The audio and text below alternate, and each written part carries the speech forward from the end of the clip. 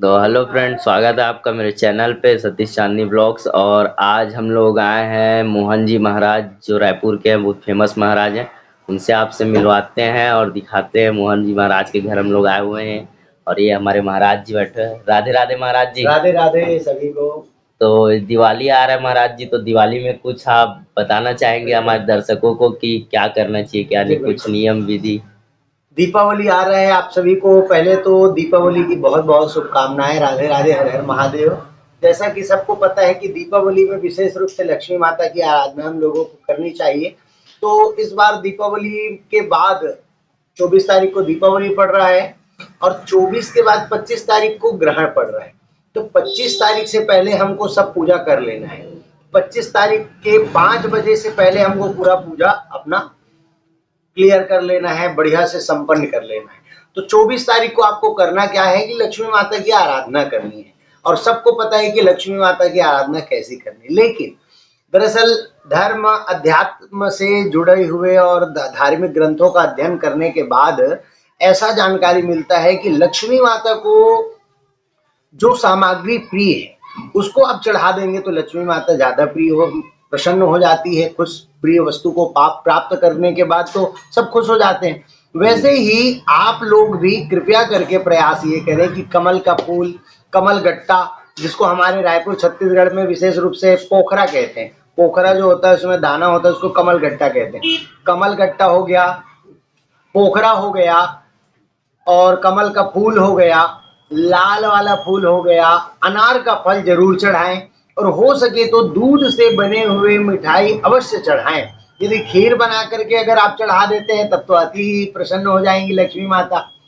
और श्री सूक्त का पाठ कर सकते हैं। श्रीम ओम श्रीम नमः, ये बहुत प्यारा मंत्र है, एक छोटा मंत्र। श्रीम ओम श्रीम नमः, ये छोटा मंत्र। इससे बड़े मंत्र में जाएंगे तो श्रीम महालक्ष्मी देव्ये मम गृहे आगच्छ आगच्छ स्वाहा, ऐसा हवन हम कर सकते हैं।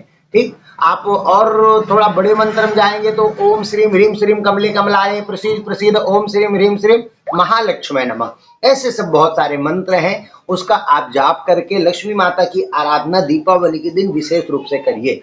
और सावधानी थोड़ा सा रखना आप लोग कि हम पटाखा तो फोड़ें लेकिन लिमिटेड पटाखा फोड़ें। जो गर्भवती स्त्रियां हैं, जो अभी के बच्चे हैं या जो बीमार लोग हैं, उनको कोई प्रॉब्लम ना हो, इस पर आप लोग को विशेष ध्यान रखना है। तो महाराज जी, ये तो आप दिवाली के बारे में बता दिए, तो अब आप अपने बारे में कुछ पर्सनल अपना इंट्रोडक्शन दे दीजिए। बिल्कुल बिल्कुल। दरअसल देखो, नाम तो मेरा लक्ष्मीकांत उपाध्याय है, लिखा पढ़ी में सब जगह।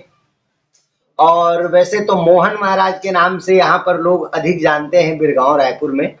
और जन्म स्थान प्रयागराज का है और पढ़ाई हुआ आपका वृंदावन में, श्री धाम वृंदावन में। भागवत कथा, ज्योतिष, वास्तु, हस्तरेखा का बनारस से एमए संस्कृत है, मास्टर ऑफ आर्ट्स। ज्योतिष से भी एमए है, वास्तु से भी, हस्तरेखा से भी। तो कहने का तात्पर्य ये है कि जीवन को हमने अपना अध्यात्म से ही जोड़ करके रखा और भगवत कृपा से बहुत ही हमको शांति है, सुकून है। क्योंकि निर्धन कहे धनवान सुखी और धनवान कहे सुखी राजा को भारी। निर्धन जो होता है, जिसके पास पैसा नहीं होता, वो लोग क्या सोचते पता है कि पैसे वाला बहुत सुखी है। और जो धनवान है, पैसे वाला, क्या सोचता है कि राजा ज्यादा सुख है। और राजा क्या सोचता है, नहीं नहीं मैं सुखी नहीं, चक्रवर्ती ज्यादा सुखी है। और चक्रवर्ती क्या सोचता है कि सुख तो इंद्र देवता को ज्यादा है। लेकिन ये सब एक दूसरे को सोचते हैं। और इंद्र देवता क्या सोचते हैं कि सुख मुझे नहीं, सुख भगवान को है। श्री राम को सुख विशेष रूप से भारी है। और श्री राम जी क्या कहते हैं, श्री राम जी कहते हैं कि सुखी तो संत हैं।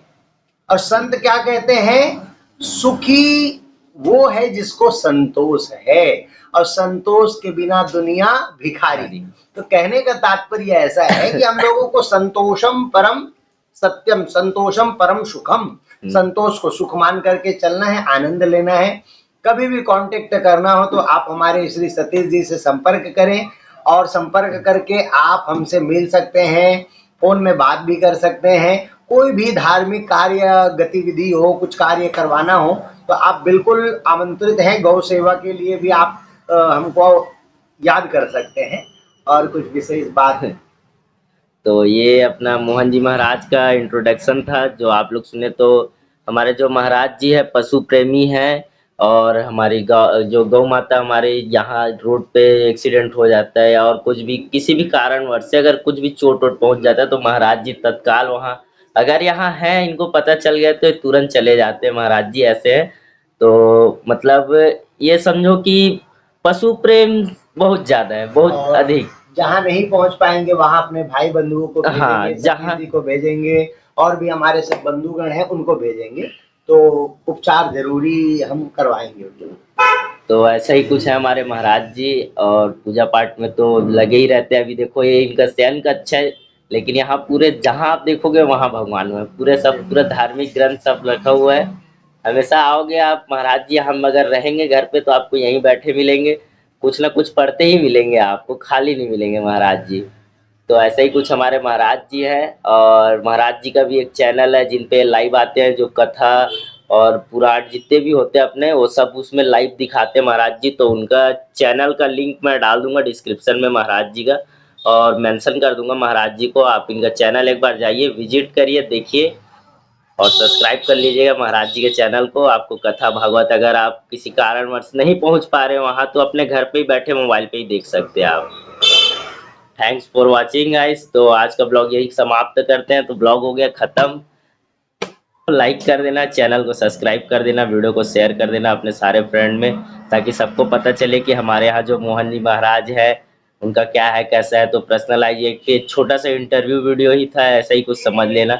इंटरव्यू वीडियो था हमारे महाराज जी का।